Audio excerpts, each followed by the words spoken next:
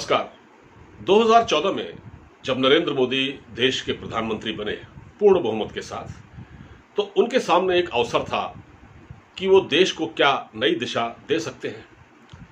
उन्होंने बहुत कोशिशें की और हमने ये भी देखा कि उन्होंने उन देशों की भी यात्राएं की जहां पहले कोई प्रधानमंत्री नहीं गया। मसलन आपने देखा कि इजराइल जैसे देश की यात्रा प्रधानमंत्री ने की, जहां जाने की चर्चा को लेकर विपक्षी दल भड़क उठते थे, लेकिन प्रधानमंत्री ने मजबूत इरादों के साथ ये तय किया कि वे इजराइल को अछूत नहीं समझते। 1992 में प्रधानमंत्री नरसिम्हा राव के वक्त इजराइल के साथ भारत के राजनयिक संबंध स्थापित हुए थे और तब से जब दोस्ती की दोनों देशों की दोस्ती लगातार बढ़ती गई और प्रधानमंत्री नरेंद्र मोदी के आने के बाद ये दोस्ती लगातार परवान चढ़ती रही। उसके बाद इजराइल के प्रधानमंत्री बेंजामिन नेतन्याहू भी भारत आए। इसी तरह प्रधानमंत्री नरेंद्र मोदी ने फिलिस्तीन की भी यात्रा की और फिलिस्तीन एक मुस्लिम देश है और फिलिस्तीन और इजराइल के बहुत ही कटु संबंध है। इसी तरह प्रधानमंत्री नरेंद्र मोदी ने सऊदी अरब, संयुक्त अरब अमीरात जैसे देशों के साथ भी अपने संबंधों में सुधार किया और खुद गए और उन्होंने वहाँ के जो बिजनेसमैन हैं उनसे कहा कि आप हमारे यहाँ आइए, निवेश कीजिए। हालांकि सऊदी अरब ने पहले भी बहुत कुछ भारत में निवेश किया था, इसके बावजूद भी यह दोस्ती दिन पर दिन गहरी होती जा रही थी और संबंधों में ये गहराई और मधुरता अभी भी है। लेकिन ऐसा लगता है कि कुछ लोगों ने ये ठान लिया है कि वो भारत और खाड़ी देशों के जो संबंध है, भारत के जो खाड़ी देशों के संबंध है, उनको वो शायद नीचे लाकर रहेंगे। अब देखिए, अभी एक खबर आई थी जो कि गल्फ के किसी अखबार में थी कि इसमें 3 भारतीयों को कुछ भड़काऊ पोस्ट लिखने के मामले में वहाँ उनकी नौकरी चली गई है, उनको नौकरी से बर्खास्त कर दिया गया है या उनको सस्पेंड कर दिया गया है या उनकी तनख्वाहें रोक ली गई हैं।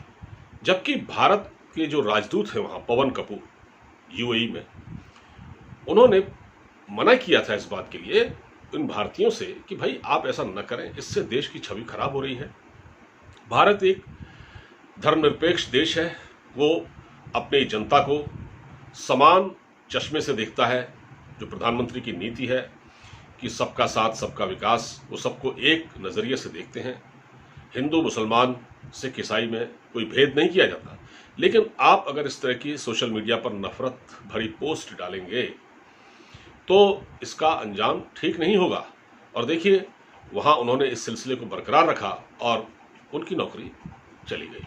तो मेरा ये सिर्फ इसमें एक कंसर्न सिर्फ इतना है कि प्रधानमंत्री नरेंद्र मोदी ने जो कमाया है, जो अब तक अपने दूसरे कार्यकाल में भी हैं, 2014 के बाद 2019 में भी वो भारी बहुमत से चुनाव जीते हैं और ये वो देश है, आप ये समझिए, यानी खाड़ी के ये वो देश है जो भारत में, जिनका एक भारी निवेश तो है ही, भारत के साथ गहरी दोस्ती भी है। और आप ये सोचिए कि इस्लामिक देश हैं ये, इसके बावजूद इन्होंने कश्मीर मामले में एक स्टैंड लिया और भारत सरकार के साथ खड़े रहे। उन्होंने पाकिस्तान का साथ बिल्कुल नहीं दिया। पाकिस्तान लगातार कोशिश करता रहा अंतर्राष्ट्रीय मंचों पर और वो आज भी ये कोशिश कर रहा है कि किसी तरह इस मुद्दे को इतना पॉलिटिसाइज किया जाए, इसका इतना अंतर्राष्ट्रीयकरण किया जाए कि लोग मजबूर हों, यानी कि जो अरब देश है वो मजबूर हों। पाकिस्तान को इस बात की बड़ी चिंता थी कि दुनिया हमारे साथ क्यों नहीं खड़ी हुई है, सऊदी अरब हमारे साथ क्यों नहीं खड़ा हुआ है। एक बात और है, मैं बताता हूँ आपको, सऊदी अरब के पाकिस्तान से संबंध अच्छे हैं, इसलिए क्योंकि सऊदी अरब उनको वक्त वक्त पर कर्ज भी देता है, पाकिस्तान उनसे कर्ज लेता है और सऊदी अरब उनको मुफ्त का तेल भी देता है और इसके बदले पाकिस्तान भी सऊदी अरब की खिदमत करता है।